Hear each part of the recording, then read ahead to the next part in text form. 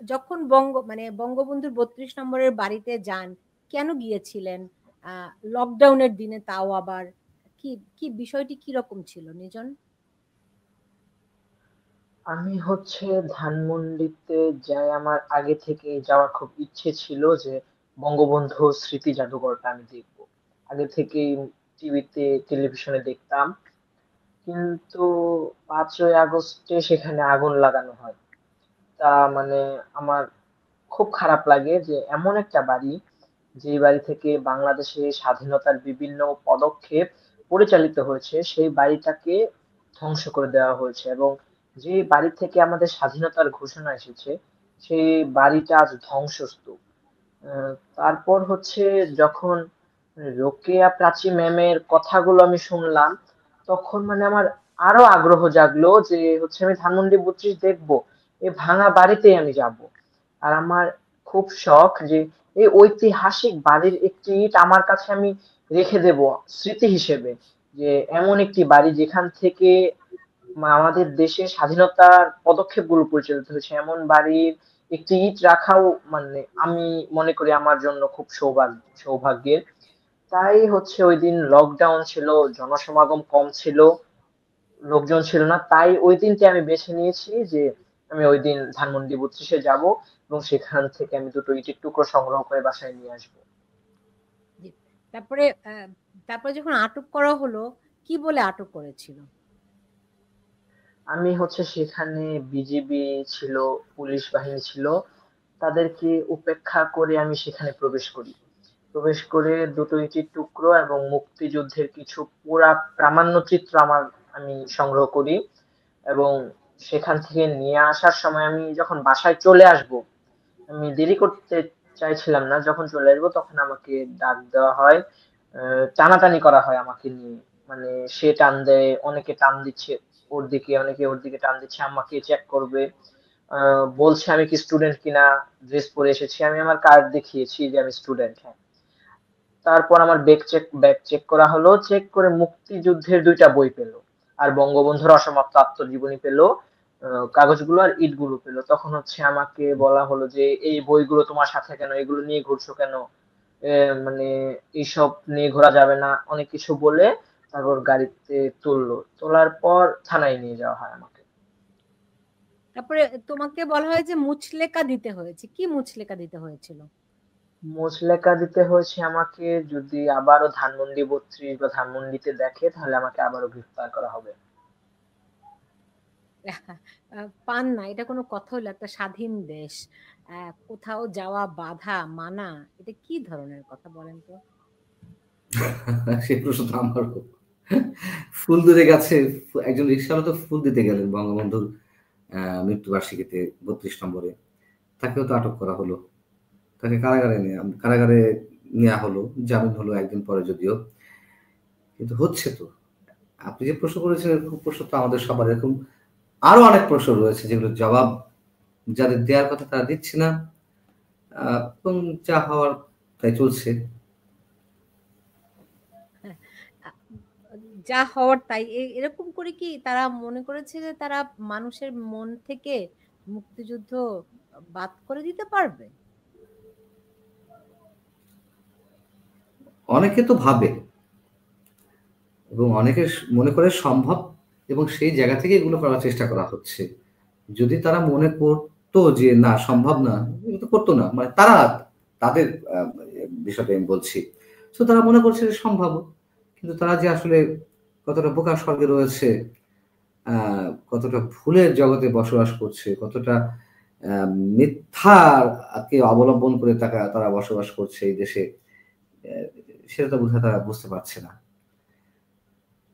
হুম। পান্নার হয়তো মনে থাকবে, নির্জন তো আর জানে না যে আজকে নির্জন নির্জন যেরকম করে মুখোমুখি হয়েছে, আটক হয়েছে শুধুমাত্র বঙ্গবন্ধুর বাড়িতে গিয়ে এক টুকরো ইট স্মৃতি হিসেবে নিয়ে আসার জন্য। একটা সময় ছিল যে ৭৫-এর পরে ঠিক একই রকম অবস্থায় ছিল। কেউ বঙ্গবন্ধুর নাম নিতে পারতো না, কারো বাড়িতে বঙ্গবন্ধুর ছবি থাকতে পারতো না। হ্যাঁ, নির্জন কি সেই আমি ঘটনা বইয়ে জানে? পড়েছি। হ্যাঁ, আমি এটাও পড়েছি যে যখন হচ্ছে ওনার কন্যা দেশে আসলেন, উনাকে হচ্ছে ধানমন্ডি 32-এ ঢুকতে দেওয়া হয়নি এবং উনার জন্য ধানমন্ডি 32-এর গেট খোলা হয়নি। তখন তিনি সেখানে ধানমন্ডি 32-এর সামনে তাঁবু টানিয়ে দোয়া করেছিলেন। এটা আমি বইয়ে পড়েছি এবং এমন একটা সময় ছিল যখন মুক্তিযুদ্ধ বা পাকিস্তানিদের মানে সরাসরি হানাদার বা এমন কিছু বলা যেত না। মানে আমি হুমায়ুন আহমেদের লেখায় বিষয়গুলো পড়েছি। পান্না নিশ্চয়ই সেই সময়কার, ছোট হলেও তখন কিছুটা হলেও মনে আছে নাকি? কোন সময়টা? ওই যে যখন এর আগে ৭৫-এর পরে যখন না, বঙ্গবন্ধু ৭৫ তো আমার জন্মই হয়নি। না ৭৫ পরে আমার জন্ম। ৭৫-এর পরে পুরো ৮০-৯০ দশক পর্যন্ত হুম, হুম। তো বঙ্গবন্ধুর নাম উচ্চারণ করা যেত না, কোথাও বঙ্গবন্ধুর ছবি টানানো যেত না, এই ৮০-৯০ বিষয়গুলো দশক ঠিক মানে ওটা ৭৫-এর পরই আরকি মোটামুটি ৭৮, ৭৯, ৮০ পর্যন্ত। এরপরে তো আস্তে, আস্তে বাঁধ ভাঙতে শুরু করে। না।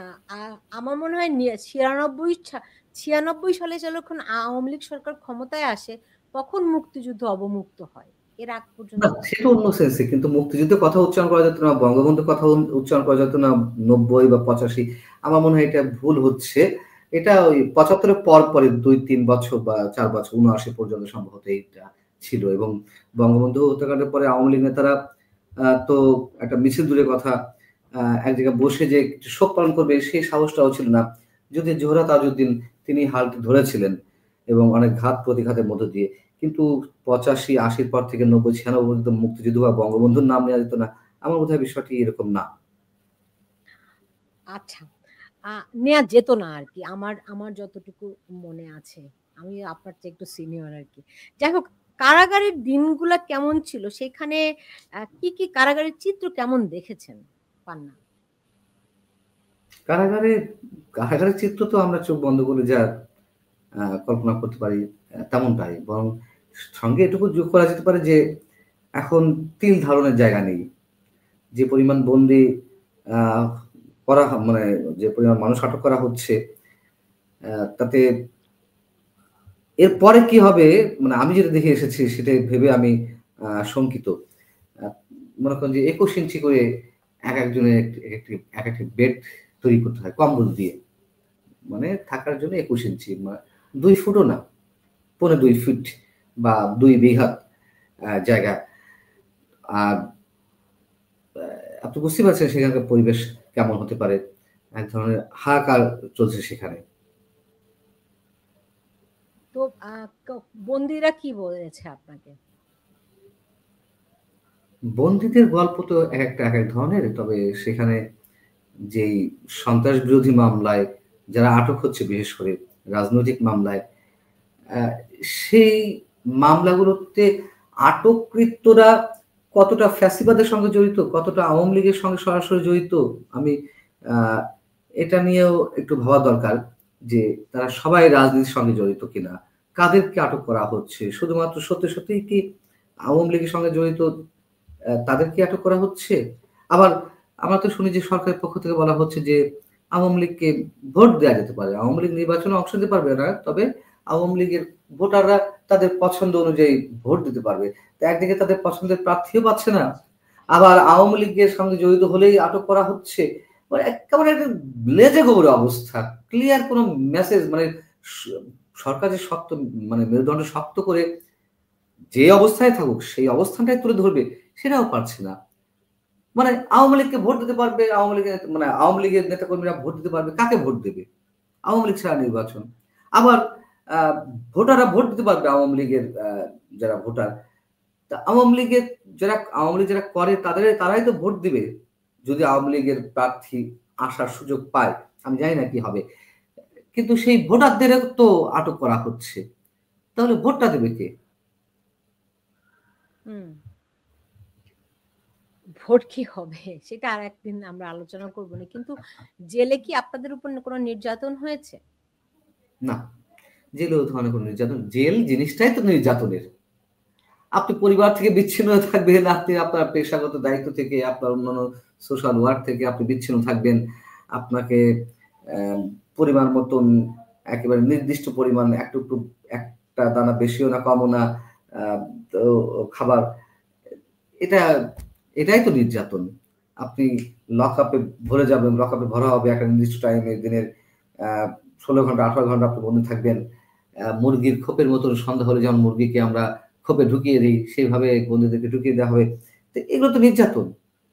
এবং সেখানকার যে অস্বাস্থ্যকর পরিবেশ, একটা 1500 স্কোয়ার ফিট একটা ওয়ার্ডের মধ্যে দেখা যাচ্ছে 100 জন 120 জন মানুষের গাদাগাদি। তো এতে এর সঙ্গে আর নির্যাতন অতিরিক্ত কি প্রয়োজন আছে? মারপিট করবে? মারপিট করলে সব হয়ে যায়? তবে ওই ধরনের নির্যাতন অনেকে যা মনে করে সে ধরনের কোনো নির্যাতন হয় না আমি মনে করি বা আমি দেখেছি। পান্না, আপনি আপনি আটক হওয়ার আগে আমার এই অনুষ্ঠানে আপনি এসেছিলেন, কারণ তখন থেকে আশঙ্কা ছিল আপনাকে আটক করা হতে পারে। সেটা নিয়ে কিন্তু আমরা কথা বলেছি এবং আপনি খুব সাহসী বক্তব্য দিয়েছিলেন এবং আপনি আপনার সিদ্ধান্তে, আপনার সাহসে অনড় থেকেছেন। আজ পর্যন্ত সেই প্রমাণ আপনি রেখেছেন। তো আহ মানে আপনাকে আটক করা কি শুধুমাত্র ৭১ মঞ্চ, নাকি আসলে আপনার কণ্ঠস্বর, আপনার যে চ্যানেলটি চালান সেটি বন্ধ করা, সেখান থেকে যাতে করে মানুষের কাছে কোনো তথ্য আপনি দিতে না পারেন, সেটি মূল উদ্দেশ্য ছিল? আমার তো মনে হয় তেমনটি। যেহেতু আশঙ্কা করা হচ্ছিল, আপনাদের মতো অনেকেই আশঙ্কা করছিলেন যে আমাকে আটক করা হতে পারে এবং শেষমেশ তো সেটাই ঘটলো। যেভাবেই হোক, যে প্রক্রিয়া হোক, যেটিকে অজুহাত করেই হোক, আটক তো করা হয়েছে। এবং আটক হওয়ার আগে দীর্ঘদিন ধরে একটি সংঘবদ্ধ চক্রের সদস্যরা তারা নিয়মিত কন্টেন্ট তৈরি করেছিল, অসংখ্য কন্টেন্ট তৈরি করেছে বেশ কয়েকজন মিলে, যার যার ইউটিউব আইডি থেকে। মঞ্জুর রহমান পান্নাকে কেন আটক করা হচ্ছে না, মঞ্জুর রহমান পান্না ফ্যাসিবাদী দোষর, মঞ্জুর রহমান পান্না বর্তমান সরকারকে অস্থির করার জন্য নানান ধরনের বক্তব্য দিচ্ছে। মানে সরকার, মানে এটা কি বলা যায়, যখন কোনো রাষ্ট্র পরিচালনায় বা প্রতিষ্ঠান পরিচালনায় বা পরিবার পরিচালনায় যারা দায়িত্বে থাকেন তাদেরই তো ভুল হয়, সেই ভুলগুলো ধরিয়ে দেওয়ার দায়িত্ব তো সাংবাদিকদের, ক্ষমতাকে প্রশ্ন করার কাজ সাংবাদিকের। তো এটি যদি কেউ করে তাকে আবার অপোজিট সাইডে দাঁড় করিয়ে ফেলা হবে, অমুকের দোষর তমুকের দোষর। এ একটা অদ্ভুত ব্যবস্থা।